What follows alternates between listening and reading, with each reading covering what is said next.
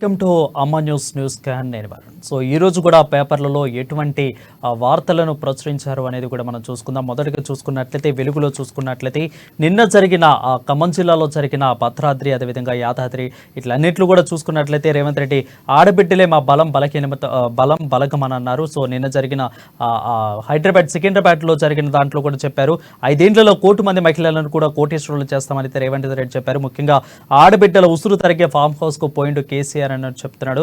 అదేవిధంగా ఇక అడ్డం పడితే బస్సులు ఎక్కించిన ఫ్రీ బస్సును కొనసాగిస్తాం, త్వరలో 10 లక్షల మంది ఆడబిడ్డలతో కవాతును నిర్వహిస్తామని అయితే చెప్పారు. అదేవిధంగా పడగొడతామనేటోళ్ళు వస్తే పోర్కట్టలో తిరిగి కొట్టాలి అని అంటూ హాట్ కామెంట్స్ చేస్తున్నారు. ఎక్కువ కూడా రేవంత్ రెడ్డి విపక్షాన్ని టార్గెట్ చేస్తూ మాట్లాడుతున్నారు. అదేవిధంగా ఎక్కువగా చూసుకున్నట్లయితే అంటే రేవంత్ రెడ్డి చేసే పనులు మాత్రమే చెప్తున్నారు, దానికి తోడు చెయ్యని గత ప్రభుత్వాలు చేయనట్లు కూడా రేవంత్ రెడ్డి చెప్తున్నట్లు కూడా మనకు తెలుస్తోంది. అదేవిధంగా నిన్న జరిగిన అమిత్ షా యొక్క ప్రసంగాన్ని మనం చూస్తూనే ఉన్నాం. ఖచ్చితంగా టార్గెట్ 400 సీట్లు టార్గెట్, 12 టార్గెట్ ఇక్కడ ఎంపీ స్థానాలు తెలంగాణలో అన్నట్లు కూడా మనకు తెలుస్తోంది. కాంగ్రెస్ బీఆర్ఎస్ ఇద్దరు కూడా మజ్లిస్ అంటుకడుతున్నాయంటూ అమిత్ షా అంటున్నారు. అదేవిధంగా ఓట్ బ్యాంక్ చూసా 2 పార్టీలు, బీజేపీ యొక్క ఓట్ బ్యాంక్ చూసా 2 పార్టీలుగా భయపడుతున్నాయంటూ అమిత్ షా హాట్ కామెంట్ చేశారు. అటు కాంగ్రెస్, బీఆర్ఎస్, మజ్లిస్ 3 కూడా ఒక కుటుంబ పార్టీలే.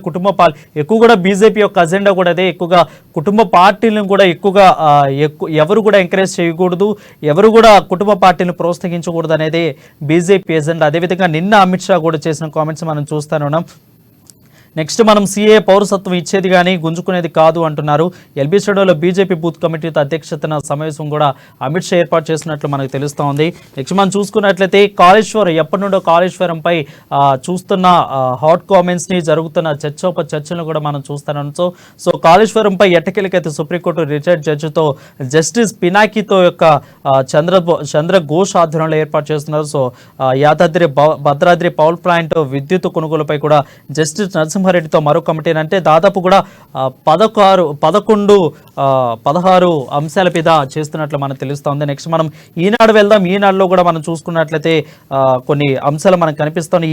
ఈసీ చేతికి ఎన్నికల బాండ్ల వివరాలు కూడా వెళ్ళినట్లు తెలుస్తూ ఉంది. ఈసీ ఎలక్షన్ తర్వాత ఇస్తామంటే కాదు మాకు అర్జెంటుగా ఇవ్వాల్సిందే అని అయితే సుప్రీంకోర్టు ముట్టకాయలు వేస్తుంటో మళ్ళీ ఎస్బీఐ అయితే ఎలక్షన్స్ ముందు కంటే ఇచ్చేసింది. సర్వోన్నత న్యాయస్థానిక ఆదేశాల మేరకు ఎస్బీఐ అయితే అందజేసినట్లయితే స్పష్టంగా ఒక వార్త కనిపిస్తోంది. నెక్స్ట్ మనం సెప్టెంబర్ 17న హైదరాబాద్ విమోచన దినోత్సవాన్ని అధికారికంగా నిర్వహించాలని కేంద్ర ప్రభుత్వం నిర్ణయం తీసుకున్నట్టు తెలుస్తోంది. హోంశాఖ నోటిఫికేషన్. అదేవిధంగా వాహనాల రిజిస్ట్రేషన్ మార్కు టీఎస్ నుంచి నేటితో జారీ చేసింది. టీజీగా మార్పుకు కేంద్ర నోటిఫికేషన్ జారీ చేసినట్లు మనకు తెలుస్తోంది. ఇక మిషన్ భగీరథ 41,000 కోట్లతో బీఆర్ఎస్ ప్రభుత్వం చేసిన మిషన్ భగీరథ పాత పైప్ లైన్లకు కొత్త బిల్లులు ఏర్పాటు చేస్తున్నారు. సో దీని మీద ఉమ్మడి నిజామాబాద్ జిల్లాలో మొట్టమొదటిగా అయితే విచారణ ఏర్పాటు చేస్తున్నట్లు మనకు తెలుస్తోంది. నెక్స్ట్ మనం సాక్షికి వెళ్దాం. సాక్షిలో చూసుకున్నట్లయితే తెలంగాణ ఆత్మగౌరవాన్ని ఢిల్లీ గద్దల వద్ద తాకట్టు పెట్టారంటే కేసీఆర్ హాట్ కామెంట్స్ చూస్తాం. 3 నెలల్లో సీఎం 9 సార్లు ఢిల్లీకి వెళ్లారు. పవర్ బ్రోకర్స్, బేవర్స్ గాళ్ళు ఎప్పుడు ఛానల్స్ ఎప్పుడు ఉంటానే ఉంటారైతే హాట్ కామెంట్ చేస్తున్నారు. కేసీఆర్ తగిలింది చిన్న దెబ్బ, ఓర్చుకొని తట్టుకుందామంటే కేసీఆర్ రాజకీయాల గురించి మాట్లాడుతున్నట్లు కూడా మనకి స్పష్టంగా తెలుస్తోంది. నెక్స్ట్ మనము టీడీపీ కూటమి మైనార్టీలు దళితులు ఓటేయరు టీడీపీకి అంటూ ఓవైసీ హాట్ కామెంట్ చేస్తారు. ఇప్పుడు తెలంగాణలోనే పార్టీ ఉన్నది, ఇప్పుడు ఆంధ్రలో కూడా వాళ్ళు కాలు మోపే ప్రయత్నం చేస్తున్నారు. అయితే గతంలో మోదీని తిట్టిన టీడీపీ ఎందుకు ఇప్పుడు మళ్ళీ చంద్రబాబు మోడీతో పొత్తు పెట్టుకుంటున్నారు, ఖచ్చితంగా ప్రజలకు చెప్పాలంటే ఓవైసీ అక్కడ అడుగుతున్నారు. నెక్స్ట్ మనము అక్కడ పోటీపై ఇంకా నిర్ణయం తీసుకోలేదు, జగన్ నాకు ఒక మంచి మిత్రుడే అని ఢిల్లీ ఓవైసీ అధినేత ఓవైసీ విలేకరుల సమావేశంలో చెప్తున్న పరిస్థితి మనకు కనిపిస్తూ ఉందా. నెక్స్ట్ మనము ఆంధ్రజ్యోతి పేపర్కి వెళ్తాం. ఆంధ్రజ్యోతిలో మనం చూస్తున్నాము దిగొచ్చిన ఎస్పీ అంటూ కూడా ఒక వార్త హైలైట్గా కనిపిస్తుంది. నెక్స్ట్ మోదీ కేసీఆర్ మధ్య చీకటి ఒప్పందం జరుగుతుందంటూ రేవంత్ రెడ్డి హాట్ కామెంట్ చేశారు. మా సర్కారు కూల్చే ప్రయత్నం చేస్తే కాంగ్రెస్ జోలికి వస్తే కనుగుడ్లు పీకేస్తామనుతూ హాట్ కామెంట్ చేశారు. ప్రభుత్వాన్ని కంచె వేసి కాపాడేది ఆడబిడ్డలే, 10 ఏళ్లు ఏం చేశారని మోడీకి ఓటేయాలి.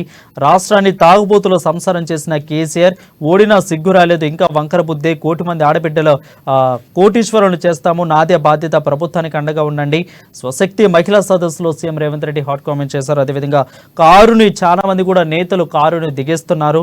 హాట్ కామెంట్స్ అయితే చూస్తూనే ఉన్నాం. ఎక్కువగా కాంగ్రెస్ బీజేపీ వైపు బీఆర్ఎస్ నేతలు చూస్తున్నారు. అంటే ఇక్కడ కారు నేతలు దిగేస్తూ ఉండడంతో కారుని ఇటు కాంగ్రెస్ అటు విధంగా బీజేపీ వైపు వెళ్తున్న క్రమంలో వీళ్ళ నేతల యొక్క హాట్ కామెంట్స్ బీఆర్ఎస్ పైన చూస్తా ఉన్నాను.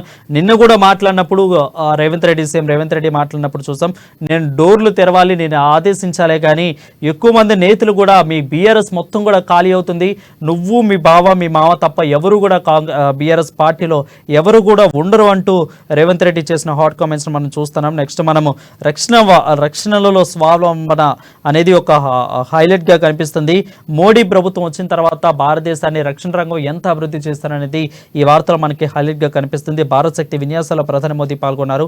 అహ్మదాబాద్ నుంచి దాదాపు 10 వందే భారత్ ఎక్స్ప్రెస్లకైతే పచ్చజెండా ఊపినట్లు తెలుస్తోంది. దాదాపు 85 కోట్ల రైల్వే ప్రాజెక్టులకైతే మోడీ శ్రీకారం చుట్టారు. ఇది కేవలం మోడీ వచ్చిన తర్వాత రక్షణ రంగం కానీ కొంత అభివృద్ధి చెందుతుంది. దాదాపు కూడా కొంత కాదు, దాదాపు కూడా సగానికి పైగా రక్షణ రంగం అభివృద్ధి చెందుతున్నట్లు తెలుస్తోంది. సో వీటిపైన మాట్లాడటానికి రాజకీయ విశ్లేషకులు కృష్ణమూర్తి ఉన్నారు, మనతో లైవ్ లో అందుబాటులో ఉన్నారు.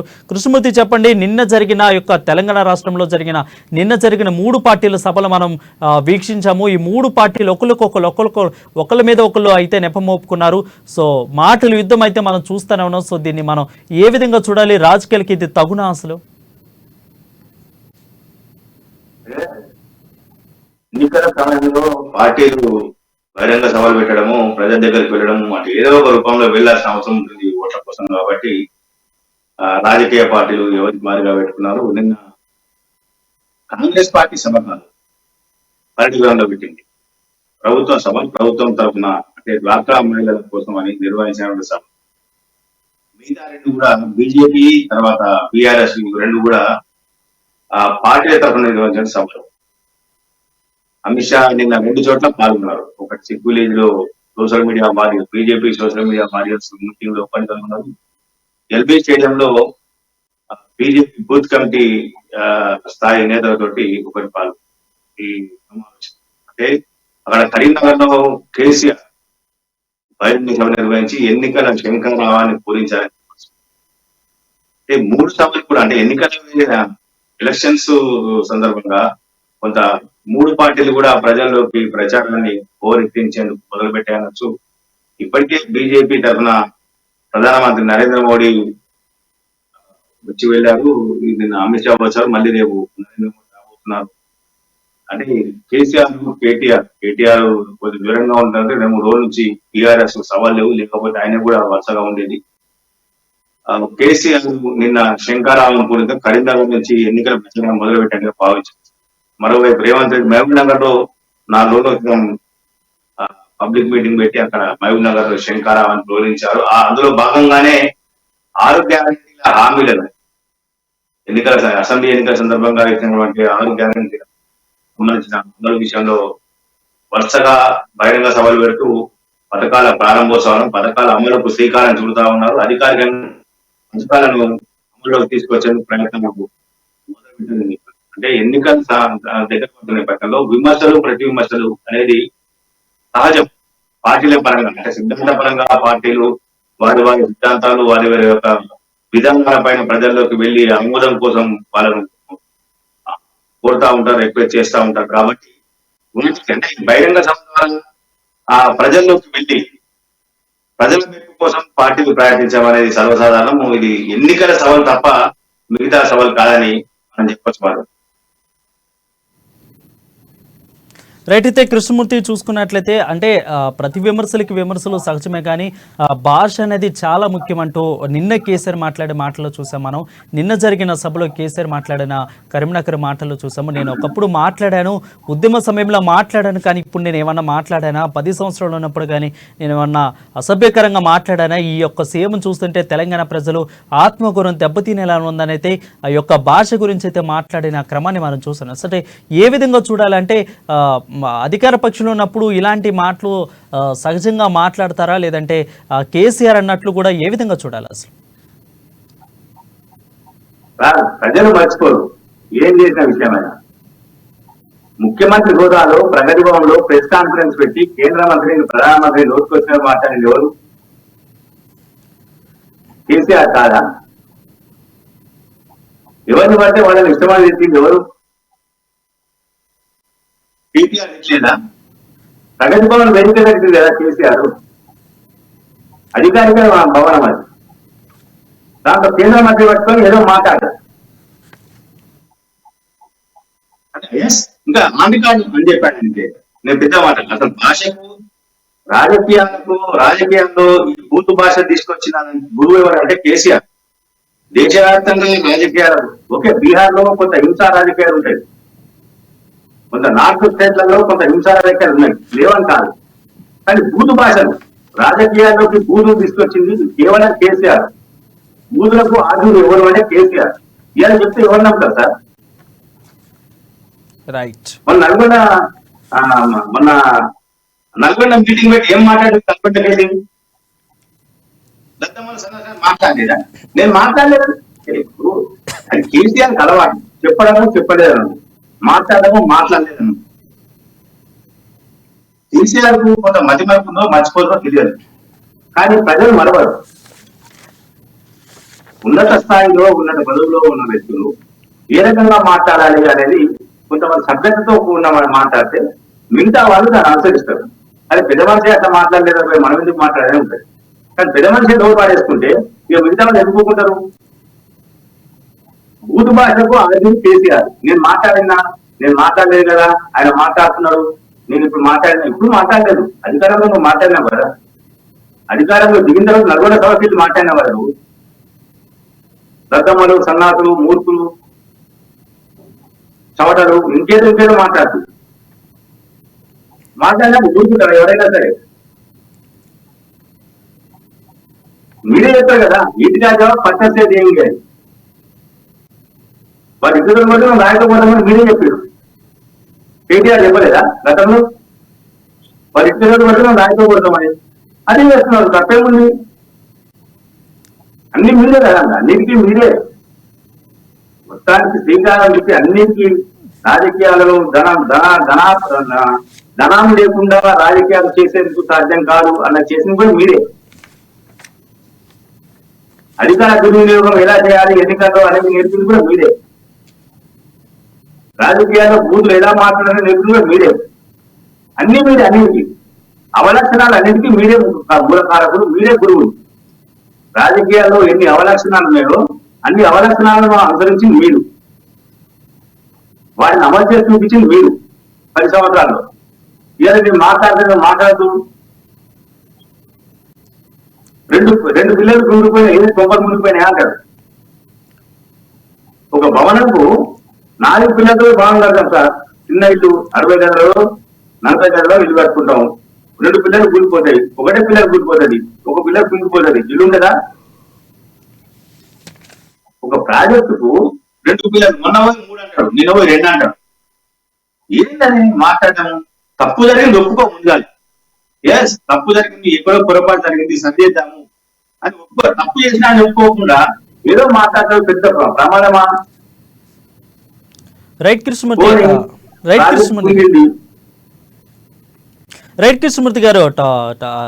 కరెక్ట్ పాయింట్కి వచ్చాం కాబట్టి మనం మాట్లాడుకుంటే ఒకసారి ప్రీవియస్ బ్యాక్ వెళ్ళినా కూడా ఆంధ్ర తెలంగాణ విభజన విషయంలో కూడా చాలా మాట్లాడేస్తారు. ఆంధ్ర వాళ్ళకి సిగ్గు లేదు, కొడకల్లారా, ఇలాంటి అసభ్యకర మాటలను అయితే చూస్తే ఇప్పుడు అంటే పక్క రాష్ట్రం కాబట్టి ఎప్పుడు సన్నిహితంగా ఉండాలి. సో ఈ ప్రజలకు ఇలాంటి మాటలకు ఆద్యం పోసింది కేసీఆర్ అన్నట్లు కూడా మనకు తెలుస్తుంది. నిన్న జరిగిన కాళేశ్వరంలో కూడా 2 పిల్లర్లే కదా, 300 పిల్లర్లు ఉంటే 2 పిల్లర్లు మాత్రమే ఇలా జరిగినాయి.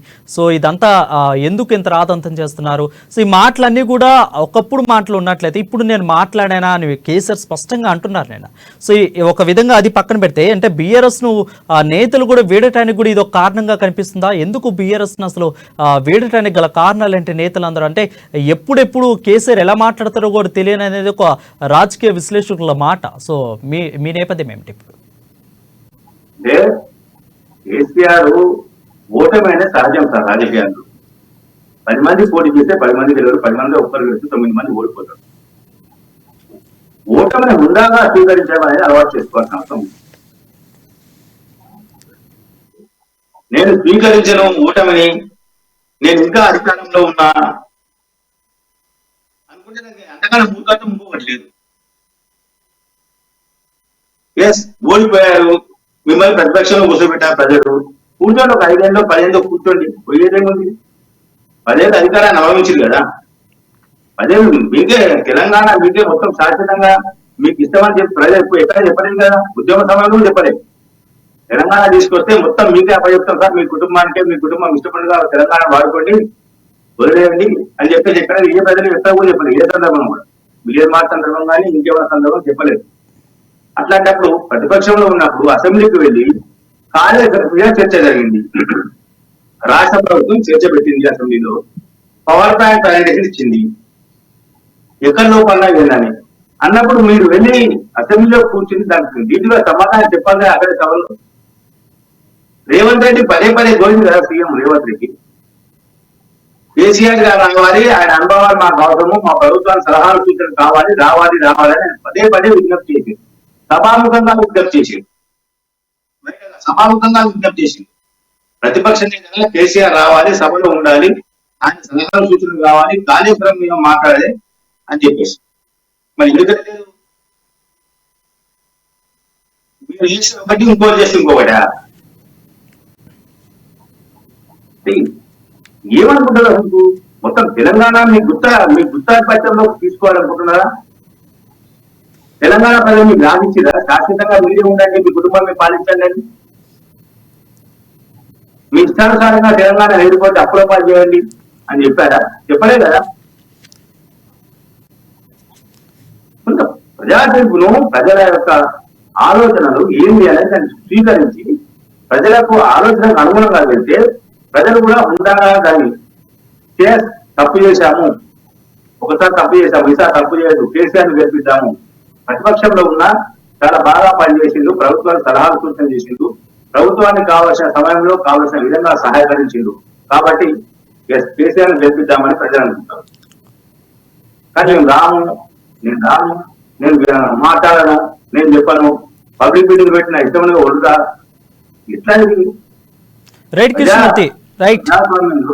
రైట్ కృష్ణమూర్తి గారు, ఓవైసీ అక్బరుద్దీన్ ఓవైసీ కూడా కొన్ని కీలక అంశాలను అయితే లేవనెత్తారు. టీడీపీ మీద గుస్సాగా అయితే ఉన్నట్లు మనకు తెలుస్తుంది. సో అదేవిధంగా మోడీ యొక్క గవర్నమెంట్ వచ్చిన తర్వాత రక్షణ రంగానికి కూడా కొంత అభివృద్ధి చేస్తున్నారు. సో ఎన్ని విషయాలు మాట్లాడుకునే ముందు న్యూస్ కన్లో షార్ట్ బ్రేక్ తీసుకుందాం. Stay with us.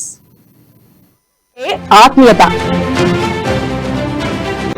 అమ్మంటే మమకారం, అమ్మంటే దైవ స్వరూపం. అందుకే మా ఇజం నిజంలా అమ్మా న్యూస్ తెలుగు వార్తా ప్రపంచంలో సరికొత్త సంచలనం.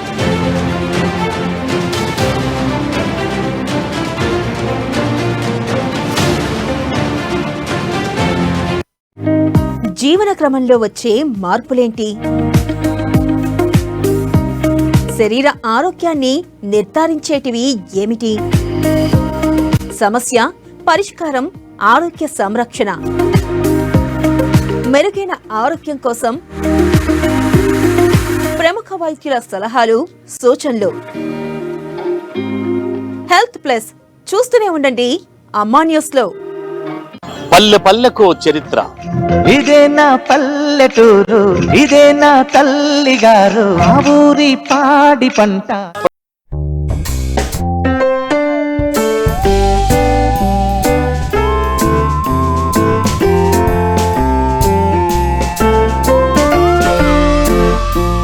కబుర్లు,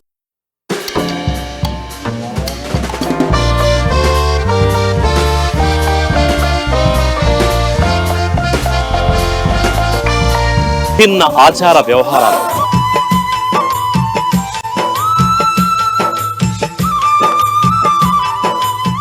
పాడి పంటలు. బ్యాక్ టు న్యూస్ కానీ ఇంకా మిగిలిన వార్తలు చూసుకున్నట్లయితే మోదీ నిన్న జరిగిన యొక్క సెకండ్ సభలో కూడా మనం చూసాము. ముస్లిం రిజర్వేషన్లు అయితే రద్దు చేస్తున్నట్లే కీలక ప్రకటన చేశారు. అదేవిధంగా ఇటు బీఆర్ఎస్, కాంగ్రెస్, మస్లిస్ 3 కూడా ఒకటే అంటూ హాట్ కామెంట్ చేశారు. సో మోడీ వ్యాఖ్యలపై కృష్ణమూర్తి గారు చెప్పండి, అసలు మోడీ వ్యాఖ్యలు, అమిత్ షా వ్యాఖ్యలు చూసుకున్నాం మనము. నిన్న అమిత్ షా వ్యాఖ్యలు ముస్లిం రిజర్వేషన్ని రద్దు చేస్తాము అని అయితే హాట్ కామెంట్ చేశారు. అదేవిధంగా అటు మజ్లిస్, బీఆర్ఎస్, కాంగ్రెస్ మూడు ఒకటే, మూడు కూడా vote banking, BJP vote banking చూసి భయపడుతున్నాయంటూ హాట్ కామెంట్స్ చేశారు అమిత్ షా. సో నిజంగా యొక్క బీజేపీ యొక్క దేశవ్యాప్తంగా బీజేపీ యొక్క ఓట్ బ్యాంకింగ్ చూసి మూడు పార్టీలు కూడా ఒకటవుతున్నాయి చీకటి కోణంలో అనుకోవచ్చా మనం అలాగా?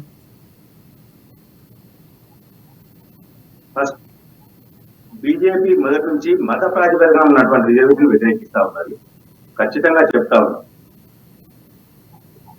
2004లో వైఎస్ రాజశేఖర రెడ్డి ఉమ్మడి ఆంధ్రప్రదేశ్ ముఖ్యమంత్రి అయిన తర్వాత రిజర్వేషన్లను, ముస్లిం రిజర్వేషన్లు 12% తీసుకొస్తామని చెప్పేసి గతంలో అంతకన్నా ముందే ఎన్నికల సందర్భంగా రాజశేఖర రెడ్డి పాదయాత్ర చేసిన హామీ ఇచ్చారు. దాన్ని 2004లో అధికారంలోకి వచ్చిన తర్వాత అమలు చేసేందుకు కొంత ప్రయత్నించారు. ఆ తర్వాత కొంత కోర్టుకు వెళ్ళడము, దీంతో అవి సాధ్యం కాలేదు. చివరకు 4% మైనార్టీ రిజర్వేషన్లకు కట్టుబడి కాంగ్రెస్ పార్టీ అమలు చేస్తా ఉంది. అప్పటి నుంచి అమలు అవుతా ఉన్నాయి. ఎప్పుడైతే రాజశేఖర రెడ్డి 4% మైనార్టీ రిజర్వేషన్లు అంటూ అమలు చేశారో అప్పటి నుంచి బీజేపీ చెప్తా ఉంది మత ప్రాతిపదికన రిజర్వేషన్లకు వ్యతిరేకం. మత ప్రాతిపదికన మరోసారి దేశ యుద్ధం జరిగే అవకాశం ఉంది. కాబట్టి ఖచ్చితంగా వీటిని అమలు చేయొద్దు, మేము నిషేధిస్తామని చెప్పారు. మేము ఖచ్చితంగా రద్దు చేస్తాం అని చెప్పారు. కేంద్ర ప్రభుత్వానికి అనేక సందర్భాల్లో అసెంబ్లీ తీర్మానం చేసి పంపించినా, అనేక సందర్భాల్లో ముఖ్యమంత్రి ఢిల్లీకి వెళ్ళినప్పుడు చెప్పినా కానీ కేంద్ర ప్రభుత్వం దాన్ని నిర్బంధంగా తోసిపుచ్చింది.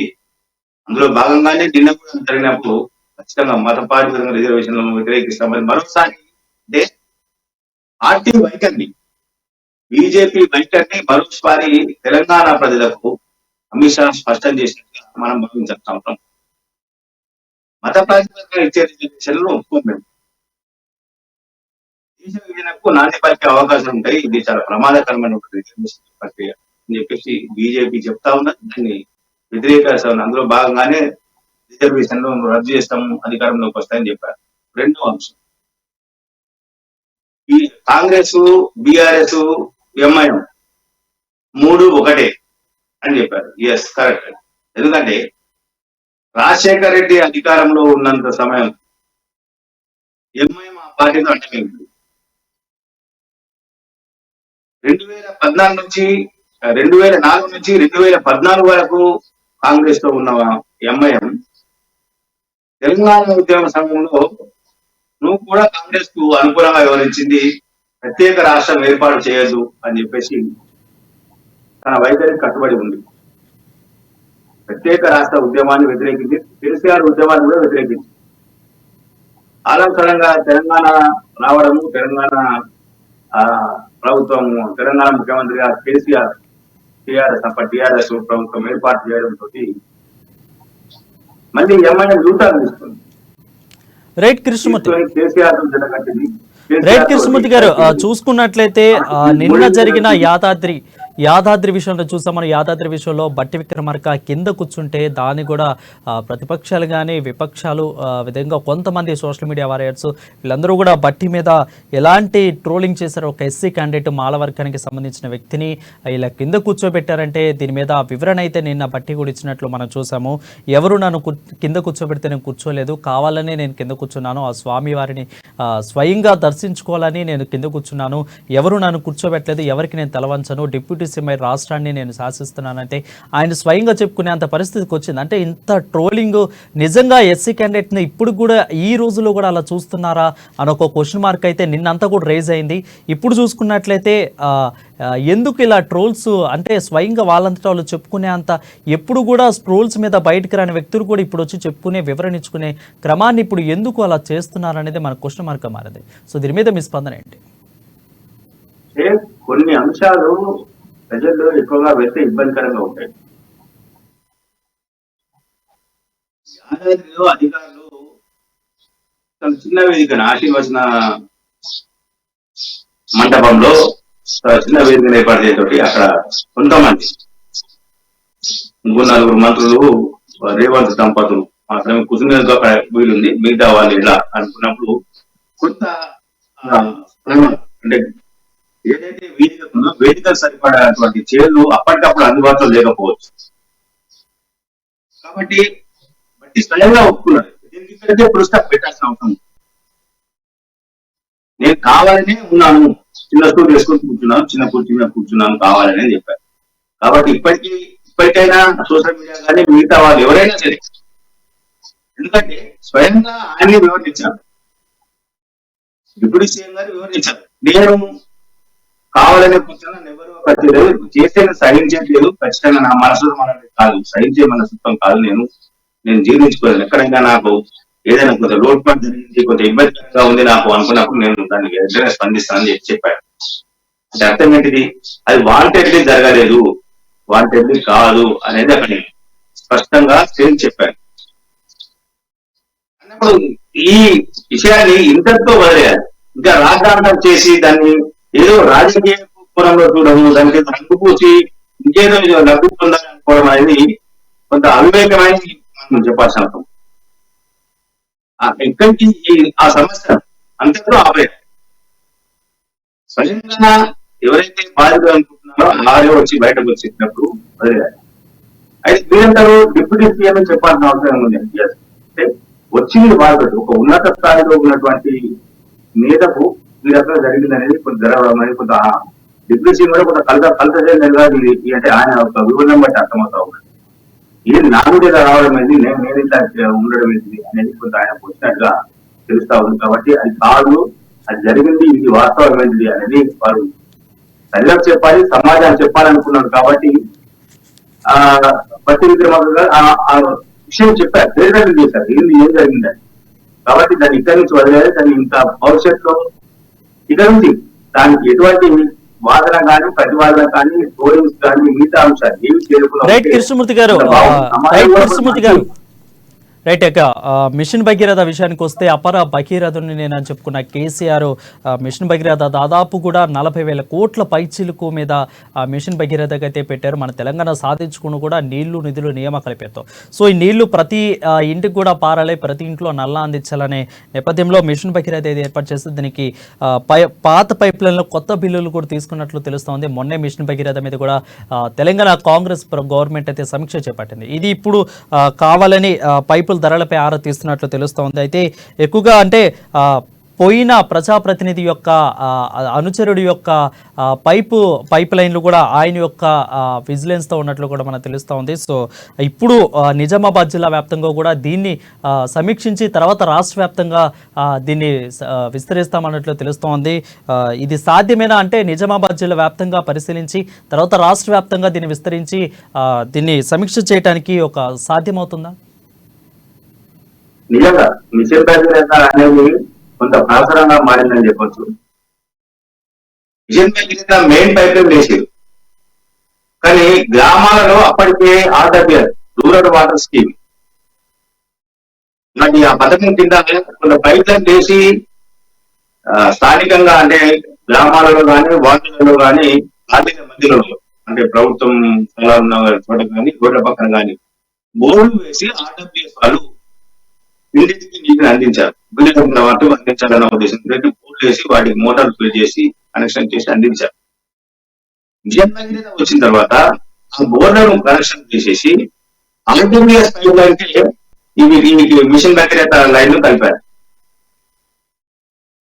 కలిపినప్పుడు ఆ గ్రామంలో కూడా పైప్ లైన్ వేసాను అని బిల్లు పెట్టి దాన్ని మంజూరు చేసినట్టుగా ప్రస్తుతం ప్రభుత్వం గుర్తించింది. గతంలో కూడా ఆరోపణలు వచ్చాయి, కానీ గత ప్రభుత్వం ఆరోపణలు ఏమాత్రం పట్టించుకోకుండా పోయింది. కాబట్టి ప్రస్తుత ప్రభుత్వం వాటికి మళ్ళీ ఆరోపణ రావడంతో దాని మీద దృష్టి పెట్టింది. నిజంగా దీని మీద పూర్తి స్థాయిలో విచారణ జరిగితే కాలుష్యం అవినీతులు జరిగిందని ఏ రకంగా అంటున్నారో ఇప్పుడు దీంతో కూడా అదే రకంగా బయటపడే అవకాశాలు ఉన్నాయి. మిషన్ భగీరథ చాలా చోట్ల గ్రామీణ ప్రాంతాల్లో పట్టణ ప్రాంతాల్లో పైప్ లైన్లు మిషన్ భగీరథ పైప్ లైన్ ఇప్పటికీ లేవు. ఆర్డబ్ల్యూఎస్ పైప్ లైన్ మాత్రమే ఉన్నాయి. ప్లాస్టిక్ పైపులతో వేసినటువంటి ఆర్డబ్ల్యూఎస్ పైప్ లైన్ మాత్రమే ఉన్నాయి. వాటికి నల్లా కనెక్షన్ ఇచ్చారు, చేశారు, వాటి మీద సిమెంట్ చేశారు, అయిపోయింది. కానీ మిషన్ భగీరథ పథకం కింద వేసినట్టుగా నిధులు కాజేశారు. ఇది క్షేత్రస్థాయి అధికారం నుంచి ఉన్నత స్థాయి అధికార నిర్ణయంలో ఉంది. ప్రభుత్వ పాలకులతో పాటు పెద్దలతో పాటు పాత్ర కూడా ఉంది. ఈ మొత్తం మీద ఒక నిజామాబాద్ జిల్లాని తీసుకుంటున్నారు. నిజామాబాద్ జిల్లాలో ఏ మేరకు నిధులు వినియోగం అయ్యాయి, ఏ మేరకు బిల్లులు చెల్లించారు. ఎంతవరకు ప్రభుత్వ ధనం కాంట్రాక్టుల పాలైంది అనేది ఒకటి తేలిన తర్వాత నిజంగా రాష్ట్ర వ్యాప్తంగా అన్ని జిల్లాలు తీసుకుంటే ఖచ్చితంగా ఈ మొత్తం కుంభకోణం బయటకు వచ్చే అవకాశం ఉంది. 40,000 కోట్లు అంటున్నారు. దాంట్లో సుమారుగా 10 నుంచి 15,000 కోట్ల రూపాయల బిల్లులు కాంట్రాక్టర్లు పనులు లేకుండా తీసుకున్నారు, పైప్ లైన్ లేకుండా తీసుకున్నారు, పైపులు లేకుండా తీసుకున్నారు. రైట్, థ్యాంక్ యూ కృష్ణమూర్తి, మీ అమూల్యమైన సమయాన్ని మాకు కేటాయించినందుకు థ్యాంక్ యూ. సో ఇది ఇవాల్టి న్యూస్ క్యాన్. మరొక న్యూస్ క్యాన్తో రేపటి ఫ్రెష్ వార్తలతో మళ్ళీ కలుద్దాం. అంటే దాన్ని చూస్తూనే ఉండండి అమ్మా న్యూస్, నిజం కోసం జనం కోసం.